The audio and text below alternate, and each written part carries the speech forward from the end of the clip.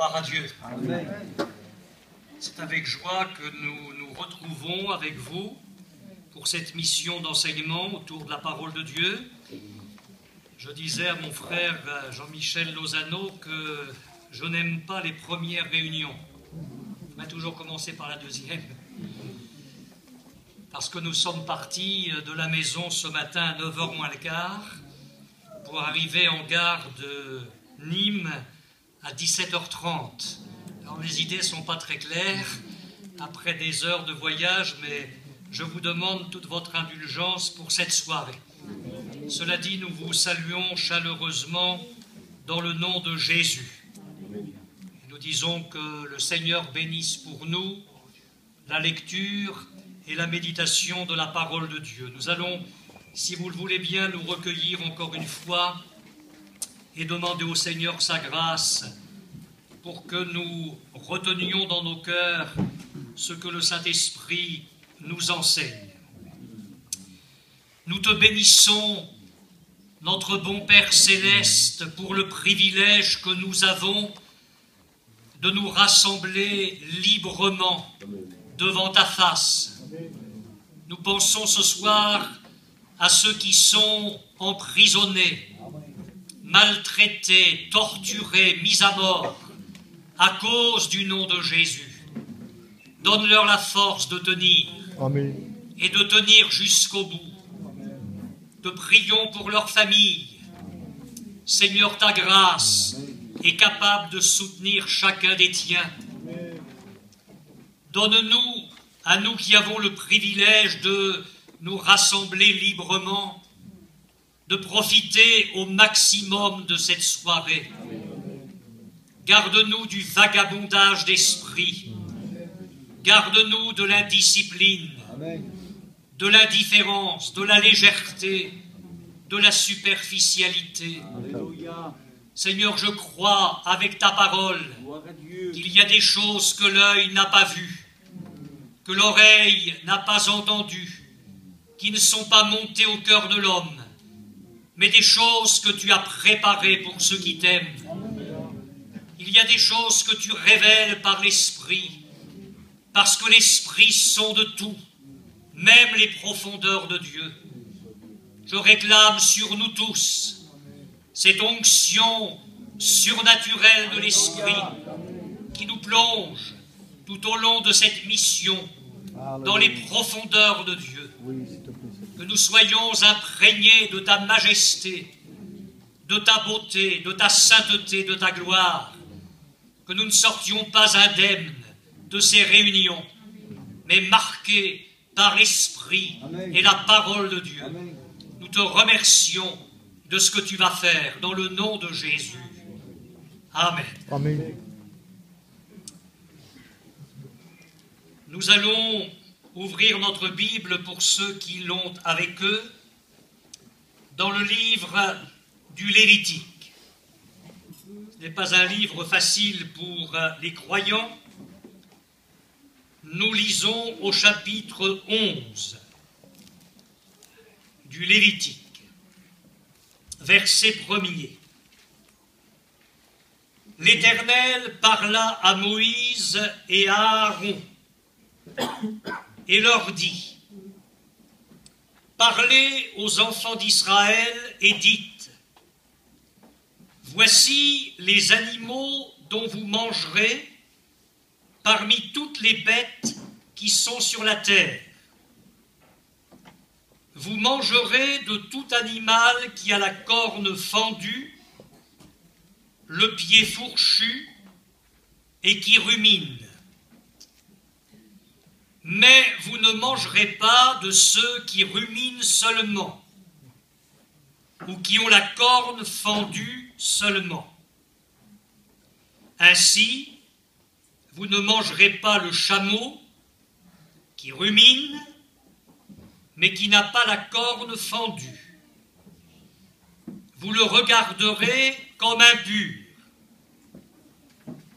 Vous ne mangerez pas le daman qui rumine, mais qui n'a pas la corne fendue. Vous le regarderez comme impur. Vous ne mangerez pas le lièvre qui rumine, mais qui n'a pas la corne fendue. Vous le regarderez comme impur.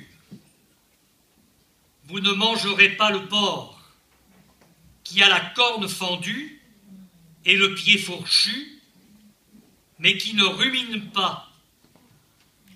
Vous le regarderez comme impur. Vous ne mangerez pas de leur chair, et vous ne toucherez pas leur corps mort. Vous les regarderez comme impurs. Et puis il y a tout ce chapitre 11. Je ne veux pas vous décourager, mais c'est ce qu'on va manger jusqu'à dimanche matin. Mais vous pouvez partir dès ce soir, hein, pas de souci. Alors, pour faire un raccourci, parce que ce soir ce n'est qu'une introduction à la mission, je voudrais arriver à la fin du chapitre, au verset 45. On peut même lire au verset 44. « Car je suis l'Éternel votre Dieu. Vous vous sanctifierez, et vous serez saints, car je suis saint. Et vous ne vous rendrez point impurs par tous ces reptiles qui rampent sur la terre. Car je suis l'Éternel qui vous ai fait monter du pays d'Égypte pour être votre Dieu et pour que vous soyez saints, car je suis saint. Telle est la loi touchant les animaux, les oiseaux, tous les êtres vivants qui se meuvent dans les eaux, et tous les êtres qui rampent sur la terre, afin que vous distinguiez ce qui est impur et ce qui est pur, l'animal qui se mange et l'animal qui ne se mange pas. Il est vrai que le livre du Lévitique n'est pas un livre que lisent les croyants tous les jours. C'est un livre extrêmement difficile et pourtant il fait partie de notre Bible. Nous avons dans ce chapitre 11 les lois de Dieu concernant les animaux purs et les animaux impurs. Je ne vous ai lu qu'une toute petite partie ce soir pour que la lecture ne soit pas ennuyeuse, mais c'est vrai que pour le chrétien charnel, superficiel, la lecture de tels versets laisse une impression d'ennui. C'est très fastidieux tout ça. On se demande même s'il n'y a pas un manque de spiritualité. Or, dans tout ce chapitre 11 du Lévitique, j'ai envie de dire, comme pour d'autres parties de la Bible, que Dieu nous fait visiter une partie de son immense zoo.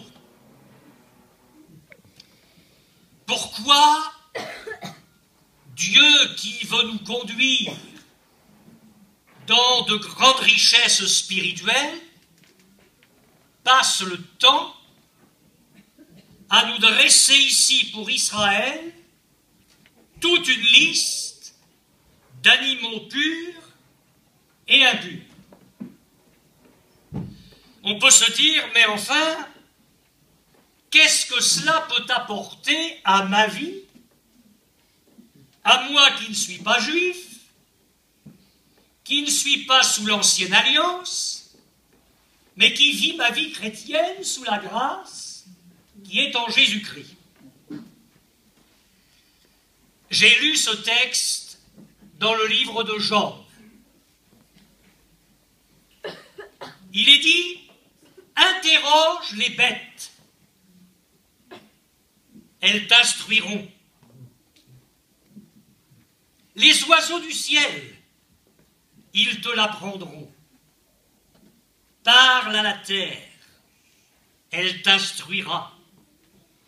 Et les poissons de la mer te le raconteront. Qui ne reconnaît chez eux la preuve que la main de l'Éternel a fait toutes choses. L'apôtre Paul a écrit dans sa lettre aux Romains les perfections invisibles de Dieu. Sa puissance éternelle et sa divinité se voient comme à l'œil quand on les considère dans ses ouvrages, et cela depuis la création du monde. J'ai essayé d'étudier ce chapitre 11 le mieux possible, et j'ai remarqué qu'il y a 36 animaux qui sont désignés avec précision, sans compter les espèces d'animaux qui sont mentionnées, sans d'autres précisions, et qui composent ces espèces. Ça fait beaucoup. Alors il y a là, je vous l'accorde, les prescriptions de Dieu, prescriptions alimentaires données par le Seigneur à Israël. Il pouvait manger certains animaux que Dieu déclarait purs, et il ne devait pas manger certains animaux que Dieu déclarait impurs. Et je le répète, notre première réaction naturelle, et elle peut se comprendre, consiste à dire « Mais Seigneur, pourquoi un tel chapitre ? Pour nous, l'Église, aujourd'hui, pourquoi la liste de tous ces animaux ? Encore une fois, nous ne sommes plus sous la loi, nous sommes sous la grâce, et nous sommes le peuple de la Nouvelle Alliance. Laissez-moi encore vous lire quelques versets de l'apôtre Paul dans sa première lettre aux Corinthiens. Qui, jamais, fait le service militaire à ses propres frais?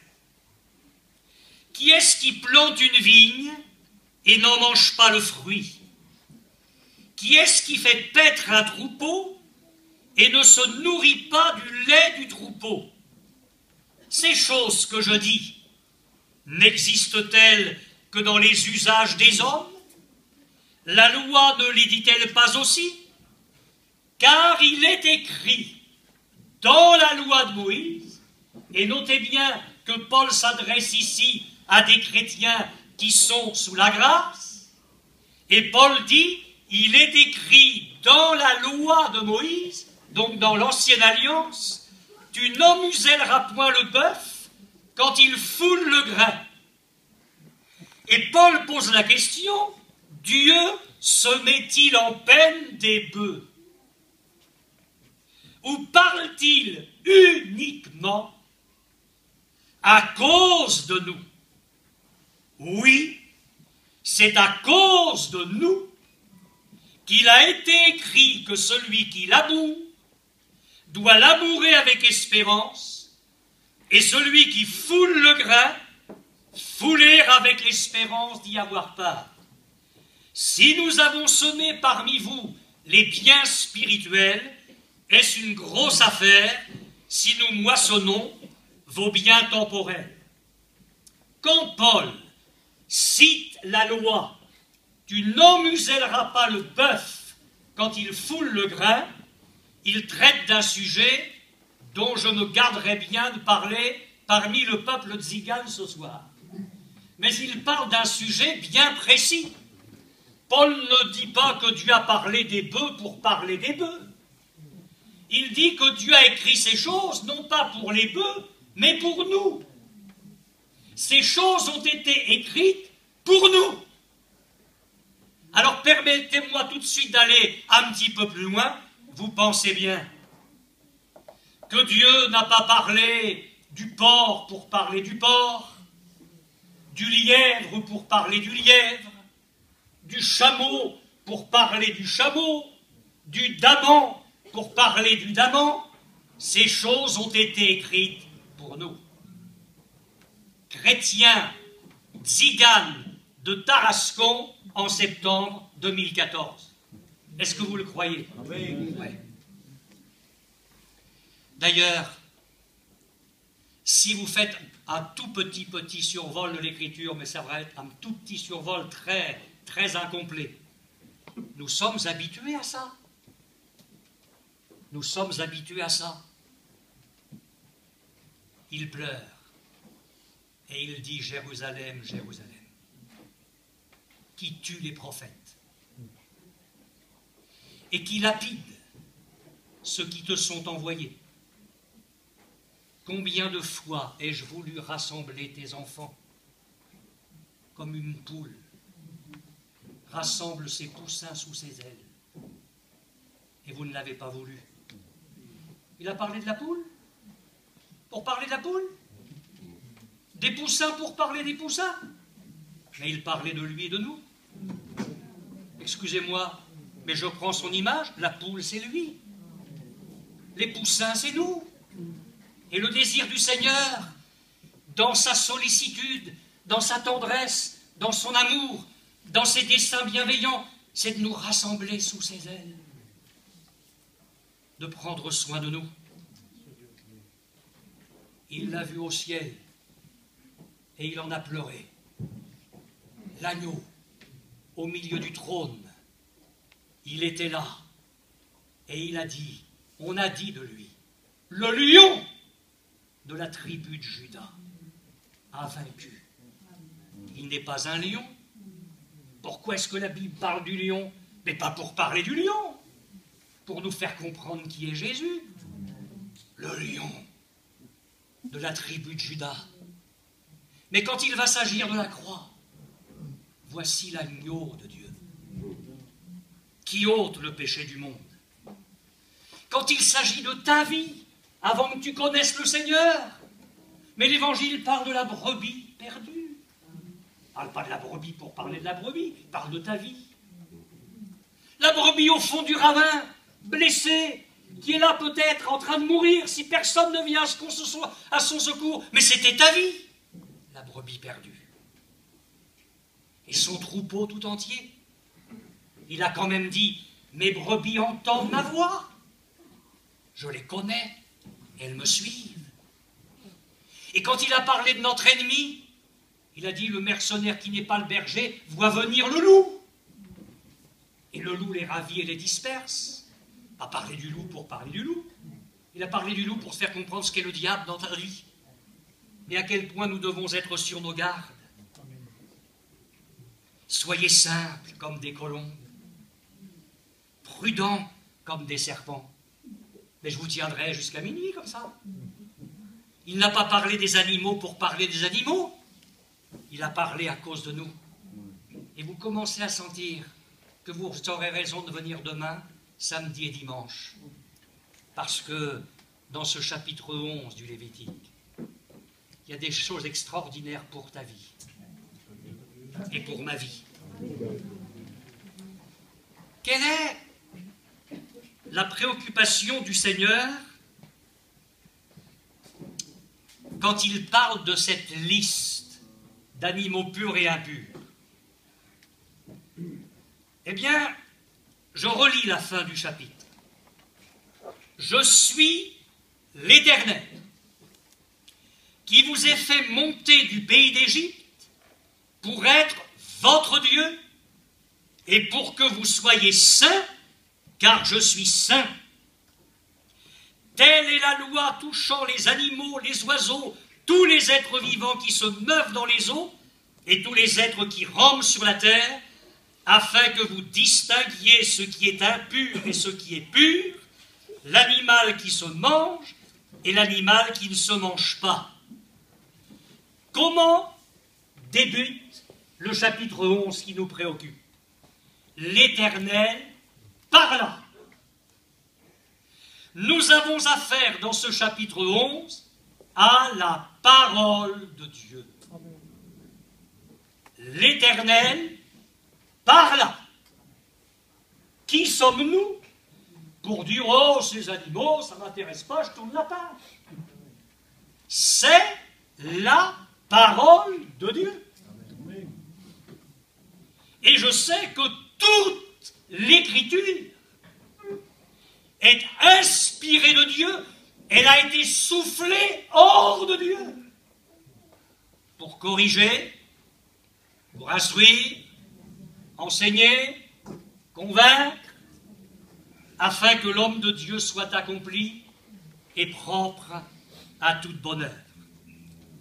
Le Seigneur dit ici, à la fin de ce chapitre, « Je suis l'Éternel qui vous ai fait monter du pays d'Égypte. » Alors il y a toute la liste d'animaux, mais au début, avant tout ça, il est dit « L'Éternel parla », et à la fin, on n'est plus avec les animaux, on est en contact avec le Seigneur. « Je suis l'Éternel qui vous ai fait monter du pays d'Égypte. Je suis l'Éternel qui vous a sauvés. Je suis l'Éternel qui vous a rachetés. À main forte, à bras étendus. Je vous ai sauvés, non pas par les plaies d'Égypte. Ce serait une erreur de penser ça. Je vous ai sauvés par le sang de l'agneau pascal. C'est ça qui vous a sauvés.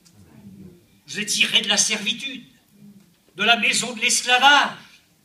Pourquoi faire? Pour être votre Dieu. C'est ça mon but. C'est que je puisse avoir une relation avec vous.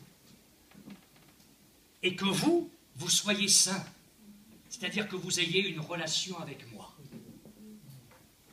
Avant ça, il y a ce qui est pur et impur.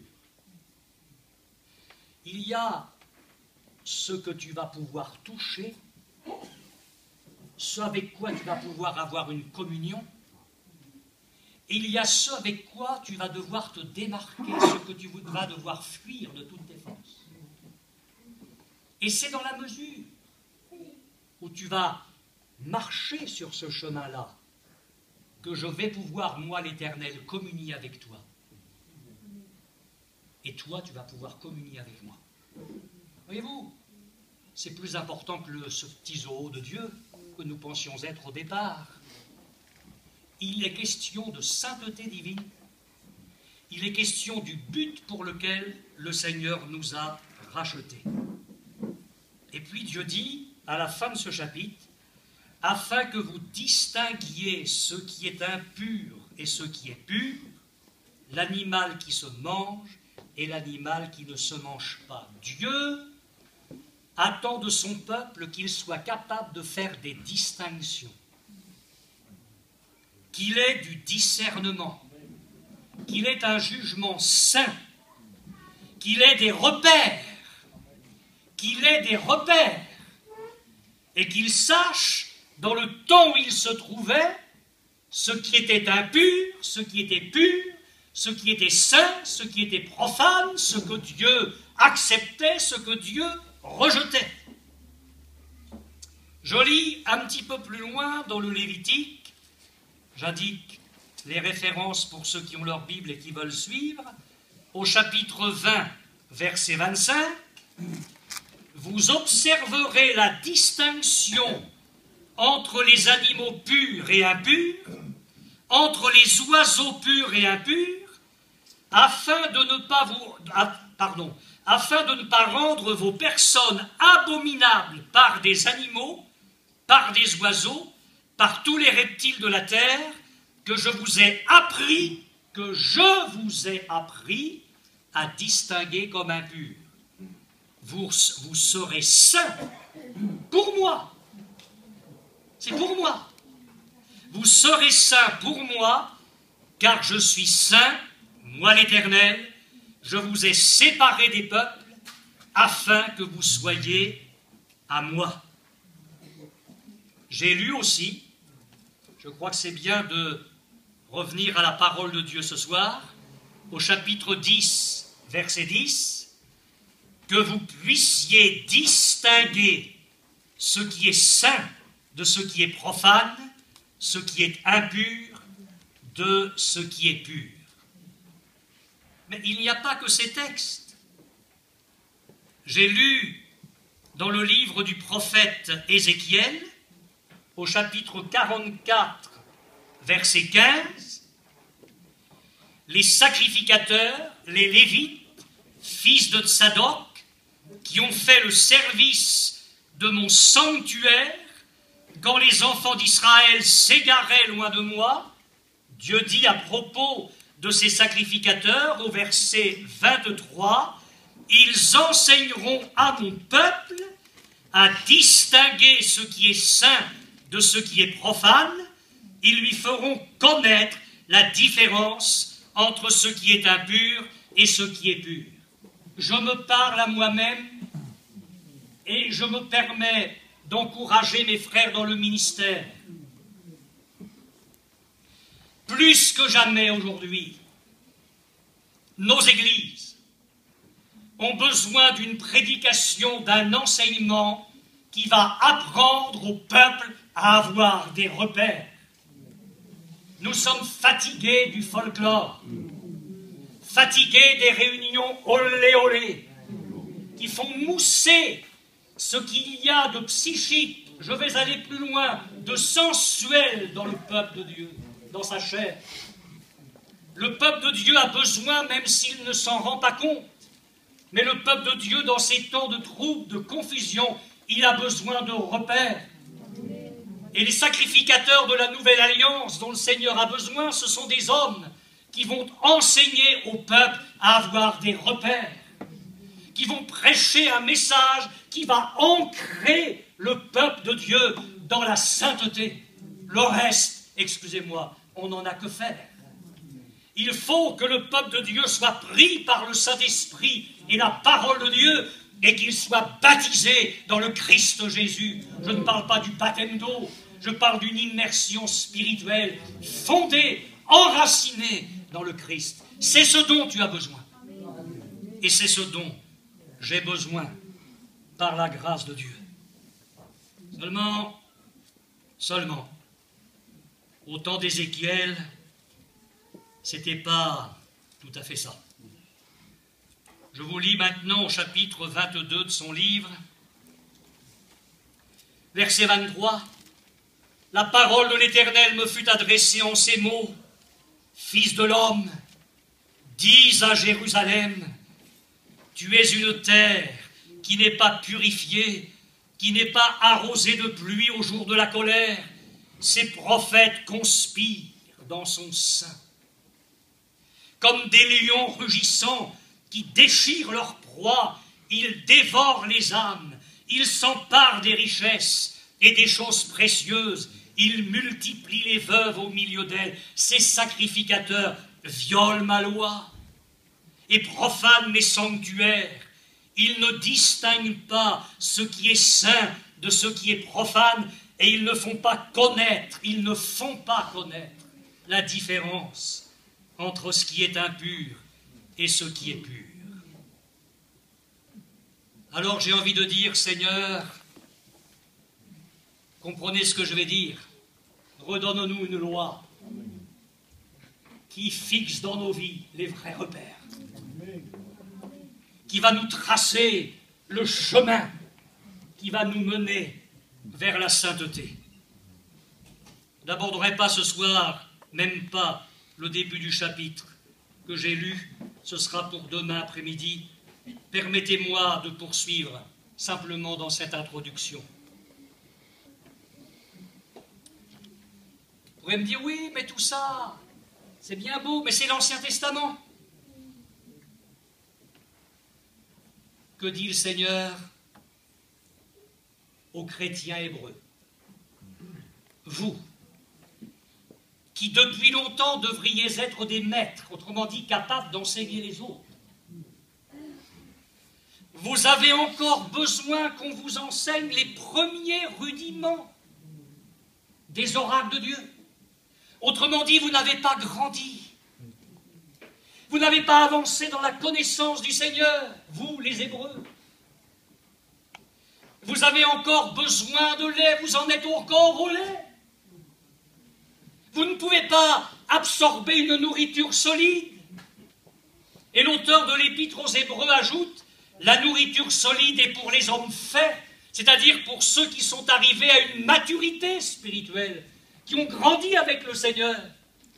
La nourriture solide est pour les hommes faits, pour ceux dont le jugement est exercé par l'usage à distinguer ce qui est bien et ce qui est mal. Vous voulez savoir si une église est mature? Elle ne se pose plus la question de savoir, frère, est-ce que je peux faire ça? Est-ce que je peux aller là? Vous savez, comme le chien qui gratte au bout de sa chaîne. Il ne peut pas parce qu'il est attaché, mais ce n'est pas l'envie qui lui manque. Et un jour, il tire tellement fort que la chaîne se casse. Frère, est-ce que si je dis ça, est-ce que c'est mal? Mais tu le sais bien. Pourquoi tu poses la question? Si vous voulez savoir si une église est mature, elle ne se pose plus la question du bien et du mal. La parole de Dieu l'enseigne. La parole de Dieu l'éclaire. Comment le jeune homme rendra-t-il pur son sentier? En se dirigeant d'après ta parole. Il se laisse enseigner, il se laisse avoir des points de repère par le Seigneur. Il apprend à distinguer ce qui est pur et ce qui est impur, ce qui est saint de ce qui est profane.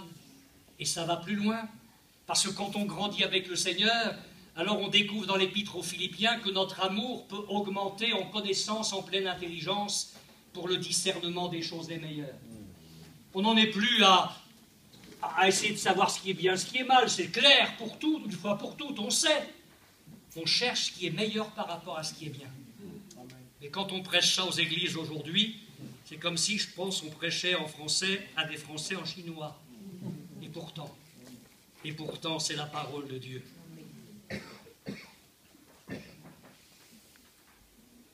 Paul écrit aux Thessaloniciens, c'est la nouvelle alliance.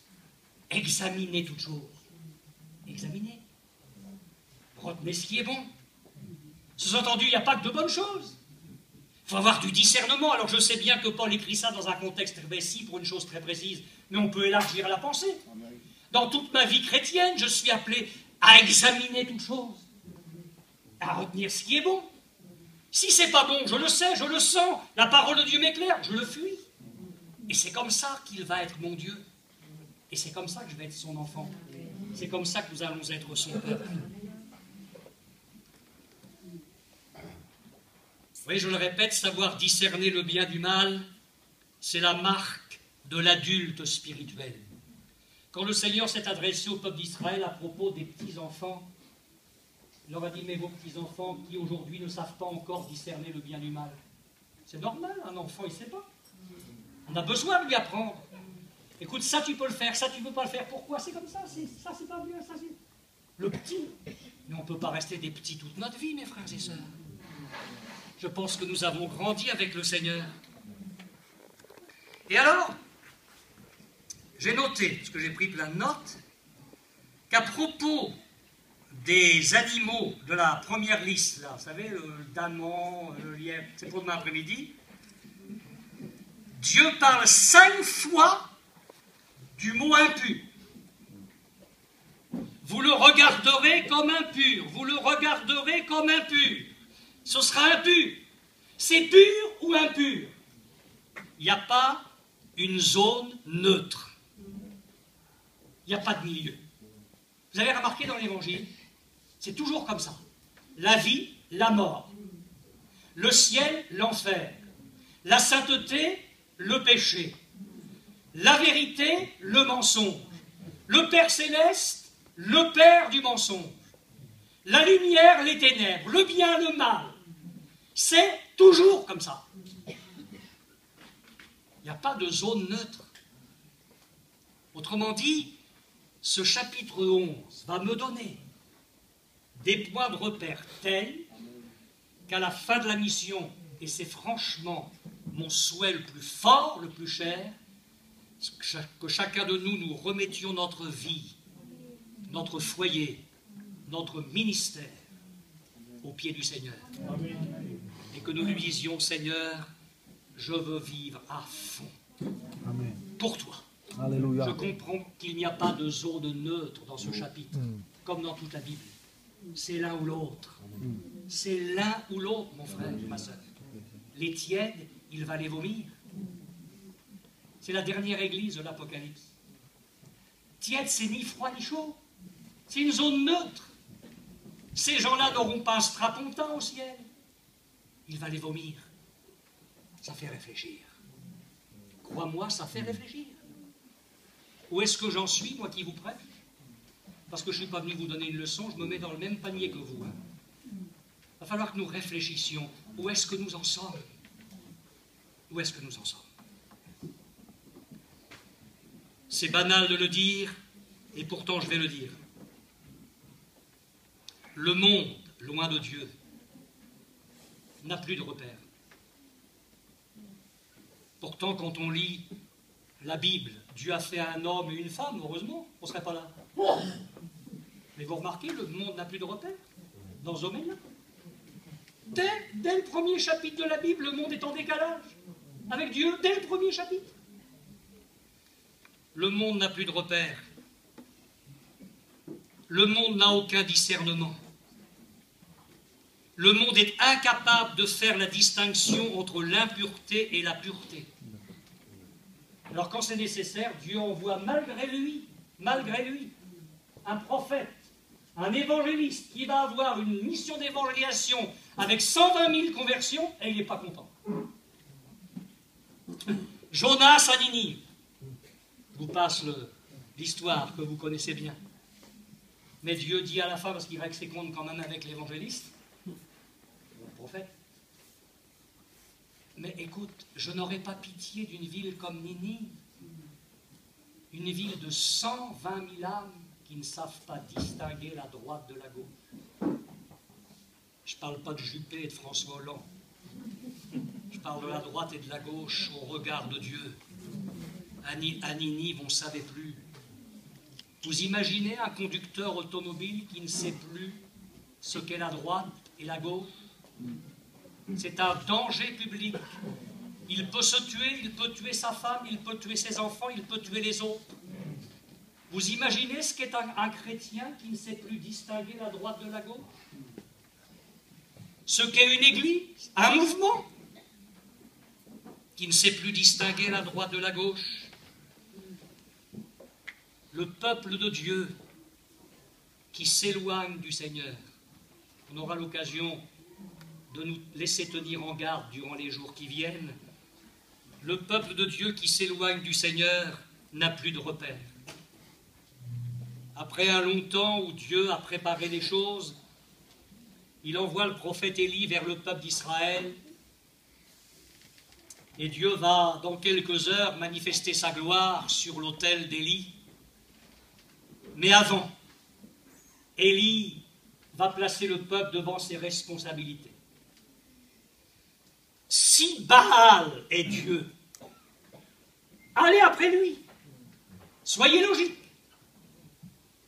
Si l'Éternel est Dieu, allez après lui.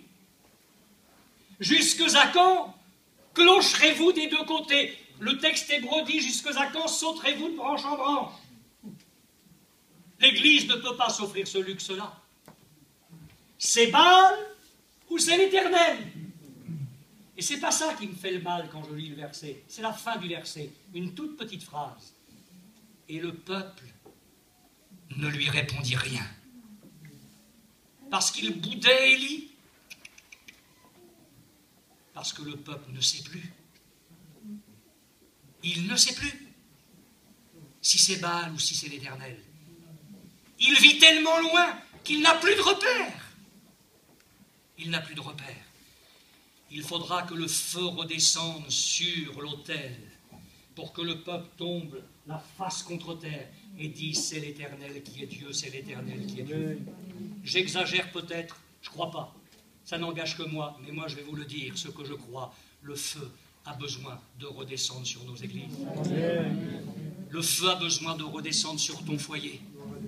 Le feu a besoin de redescendre sur ta vie, mon frère, sur ta vie, ma soeur, sur ma vie. Amen. Nous avons besoin de retrouver des profonds repos. convictions, des points de repère qui vont nous permettre de tenir ferme, de ne pas être ébranlés avec tout ce qui arrive. C'est l'Éternel qui est Dieu. Malheur, dit le prophète Ésaïe de la part du Seigneur, à ceux qui appellent mal ce qui est bien, bien ce qui est mal. Vous connaissez le texte, je vais vous le lire quand même. Qui change. Oh, on en a assez dans nos églises, c'est toujours pareil, c'est toujours le même style de réunion, il faudrait du changement. Un nouveau look. Ben ça, c'est sûr qu'il y a un nouveau look. Hein. Ah oui, oui. Qui change les ténèbres en lumière, la lumière en ténèbres, qui change l'amertume en douceur et la douceur en amertume. Changement de langage, on appelle les choses différemment. C'est-à-dire que les mêmes choses ne signifient plus la même chose. Ça signifie même parfois le contraire, à cause du langage. On appelle les choses autrement. Et puis on change. On amène des bouleversements, parfois à 180 degrés. Nous avons besoin de revenir à la parole du Seigneur. Amen. Dieu dit, dans le livre de l'Exode, « Vous serez pour moi un royaume de sacrificateurs et une nation sainte. Voici les paroles que tu diras aux enfants d'Israël. » C'était ça, le but de Dieu. Vous serez pour moi un royaume de sacrificateurs. Mais ils ont pris leur route. Ils ont pris leur route, la leur. Et ils ont dérapé dans leur communion avec le Seigneur. Ils se sont placés sous la loi. Alors, d'une nation qui devait être un royaume de sacrificateurs, Dieu a dû choisir une tribu. Parmi cette tribu, Dieu a dû choisir une famille. Dans cette famille, Dieu a dû choisir un homme qui a servi d'intermédiaire entre le Seigneur et le peuple. Mais ce n'est pas ce que Dieu voulait au départ. Moi, je suis convaincu de ça. Il le dit. Il voulait que la nation soit un royaume de sacrificateurs pour le monde. Et c'est dans ce plan-là que bientôt le Messie va venir pour ramener Israël dans le plan initial de Dieu. La connaissance de la gloire de Dieu par Israël et par le roi Messie. Mais nous sommes sous la nouvelle alliance. Allons-nous déraper? Que dit le Seigneur dans la nouvelle alliance à celui qui nous aime,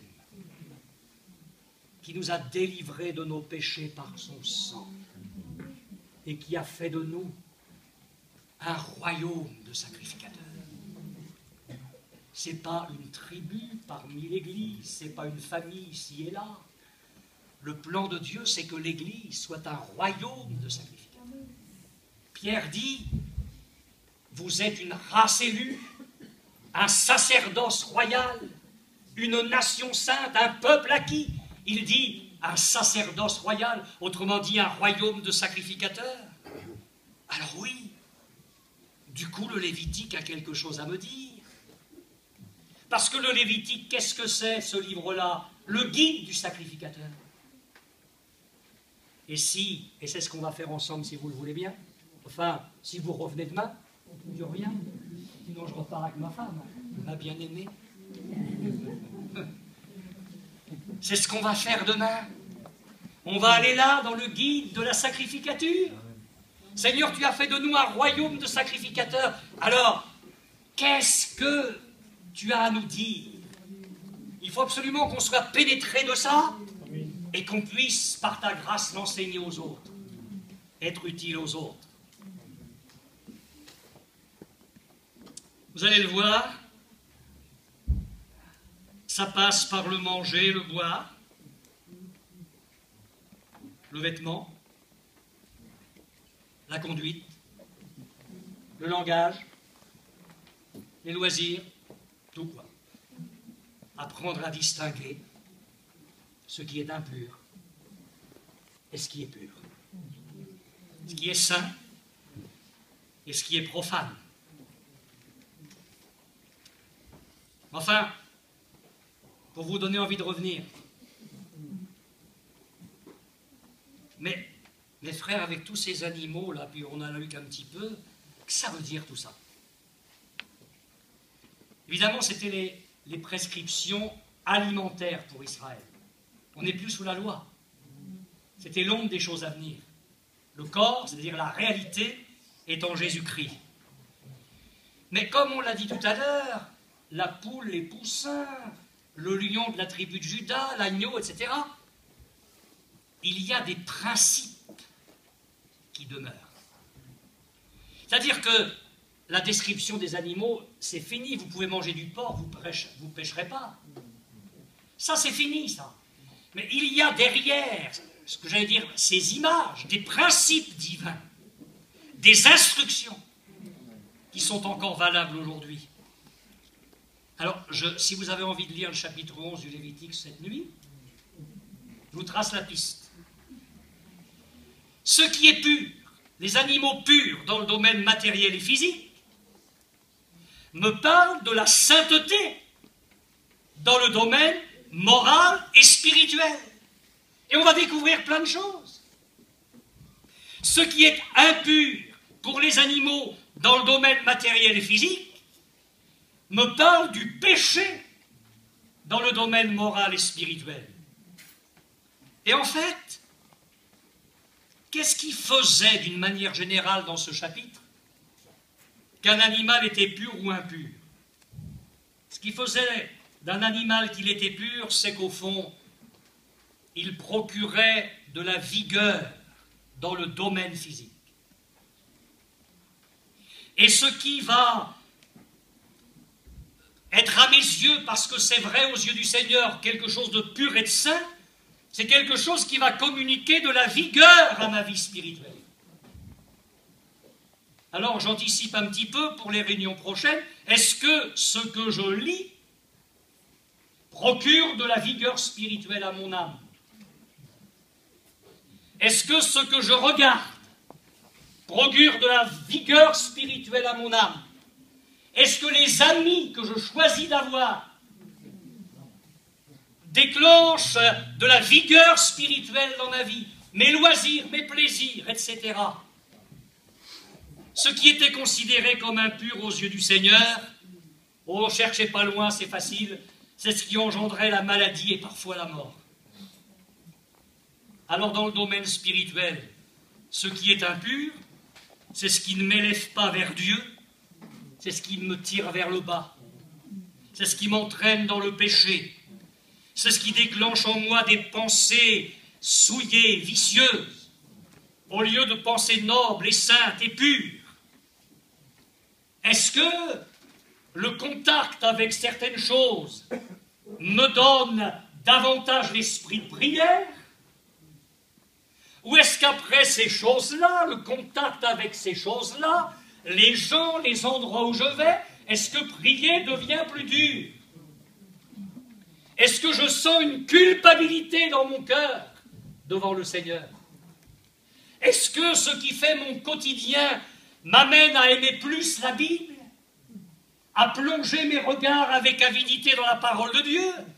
Ou est-ce que je me rends compte que j'ai pris du recul vis-à-vis de mon amour de la Bible? John Wesley a été un homme de réveil. Pendant que nos révolutionnaires baignaient la France dans le sang de la Révolution, Wesley baignait l'Angleterre dans le sang de l'agneau, le sang du réveil. Dans la même période, comme quoi une nation choisit la voie qu'elle veut. La mère de John Wesley a écrit un jour à son fils, tandis qu'il était au collège: « Veux-tu savoir si un plaisir est légitime ou illégitime? Alors adopte cette règle.